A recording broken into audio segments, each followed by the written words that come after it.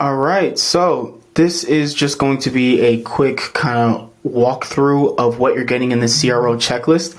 Not only is this going to be a CRO checklist, but the main kind of benefit of this one is that you're actually able to plan out your projects for your CRO improvements, because you're going to have a lot of tasks, but you need to be able to plan them out. So I incorporated that into this Notion document.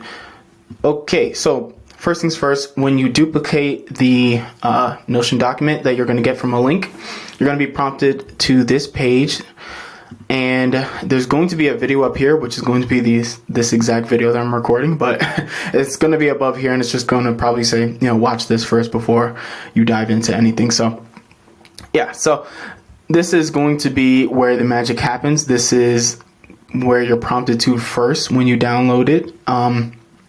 Everything is going to be separated out by the specific page. So there's 228 tasks in total.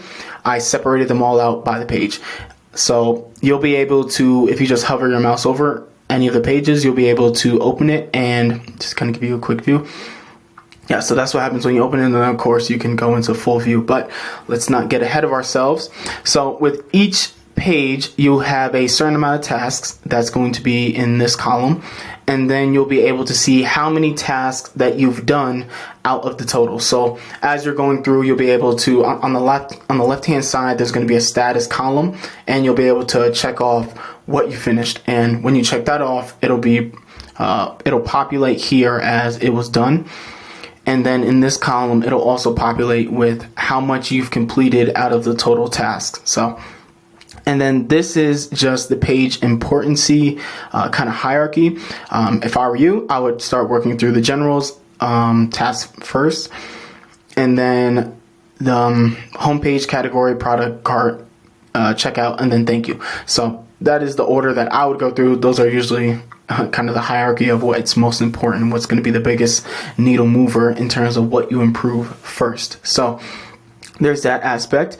And then this is where it gets into the actual project management part. So there are two types of people.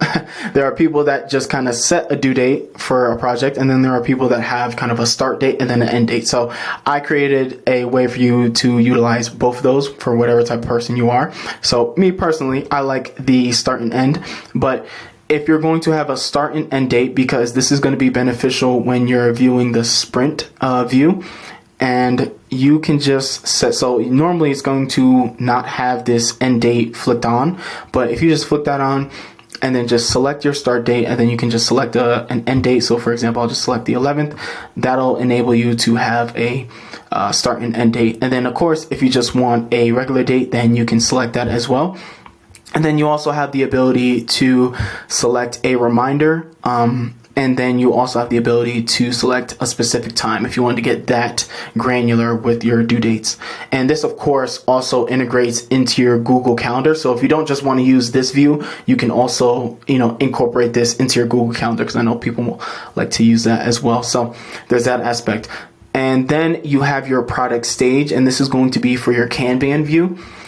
So if you know that, hey, I'm going to be working on the general page for right now, and then you have, what's next up, and then you have completed, what's in the Q&A. But yeah, these are all your buckets of what you can categorize the page as in terms of its project stage.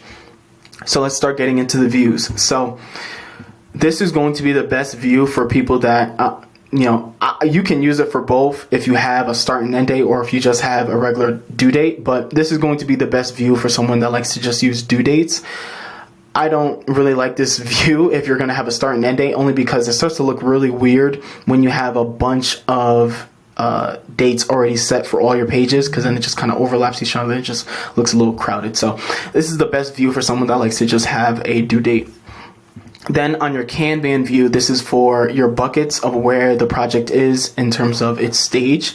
Of course, like I said, you have the backlog, up next, to do, in progress, QA, completed. So you can view that here. And then this is my favorite view, the page sprint. So this is the view of where you get to see, okay, if I set the timeline for this, and then I set the timeline for this page, and then etc., you'll be able to view it in this manner. So you can see, like, the general page is set for the 4th all the way to the 11th, and then you'll be able to see like any overlapping products and how you need to kind of manage that project efficiently based on the due dates. So that's that. Quick tip. If you're working, because I'm going to get now into the actual tasks themselves, but quick tip, as you're working through them, make sure you're going through the low cost but high impact ones first. And that's just mainly because those are going to be the lowest hanging fruit. So they're going to be a low cost and just really easy to get done. And then once you look into your actual, each page, you'll see that the tasks have columns. With these 3. So there'll be an impact column, a cost column, and also a priority column. Each one, of course, meaning impact just means what is the impact is going to have on the actual conversion rate. So if it's 1 blue square, then it's just going to be a nice to have. 5 blue squares, a big needle mover in terms of cost. 1 purple square is just going to can be done very quickly. 5 is going to require a developer, and it's probably going to be ongoing management. Priority wise, 1 yellow square is just, you can put this on the backlog for some time later. And then if it has 5 yellow squares, you're probably missing out on a lot of sales, and you should implement this as soon as possible. So pretty simple, straightforward. Let's just go into an actual page. So like I said, if you just hover over one of the pages and you just hit open, hit the full screen view, this will be the page that you're prompted with. So if you just scroll down, then you'll be able to see all the tasks. So for example, one of the tasks are the store features curated category pages such as bestsellers and sales, which showcases popular and discounted products, pushing shoppers toward a buying decision. So that's something that you can work on. An example of that you can see here if you click on the example column.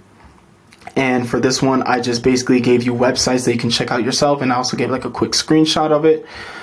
Anson Bell. Yeah, and then you can, of course, view the page if you click there. But yeah, so each one, some of them are not going to have examples, and that's because it's just pretty self-explanatory. But of course, the ones that require an example, then I included that there. The analysis column just means, what is your take on it? Are they doing bad on this task? Are they doing good? You can just label that. And then, of course, if you're done with that task, if it's good, you can just, of course, hit the check, and then it automatically goes to the bottom so that it doesn't distract your view. I already went over these columns, pretty self-explanatory from the key. And then from there, this is where the other aspect of the project management comes in for the tasks themselves. So, like I said, you can either set a specific due date. If you want to include a time, you can include a time. If you want to set a reminder, then you can set a reminder. Of course, change the time zone. Then, of course, you can clear it. So if you set it to the view, set it with a start date and end date, you can, of course, do that as well. And like I was mentioning on the page, the calendar view is going to be best for people that like to just set one due date.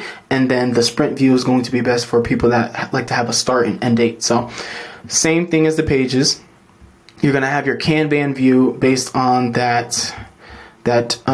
task stage. So you can set it the same way that was on the page level. So you'll see that here. And then you'll also have the calendar view, same as the page level. And then, of course, you'll have your task view.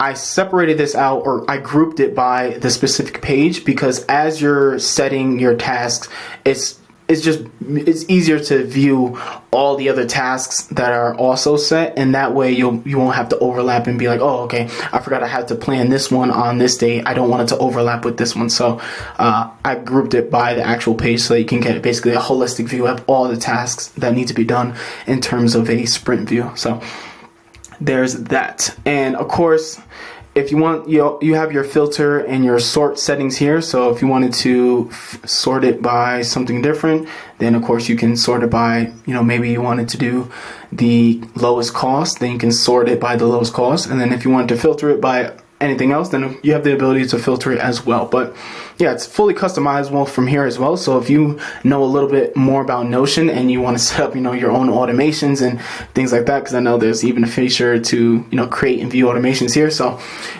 this is fully customizable to you, but I think right out of the box, it's pretty useful in terms of planning out your CRO tasks and projects. So yeah, I think that's pretty much it. I'm going to include a contact, section right here, because if you have any questions or, any concerns, of course, I want you to be able to contact me as easily as possible. So you can contact me via email, or if you want to just shoot me a message on LinkedIn, I also respond there. So, yep, that's everything. Like I said, enjoy.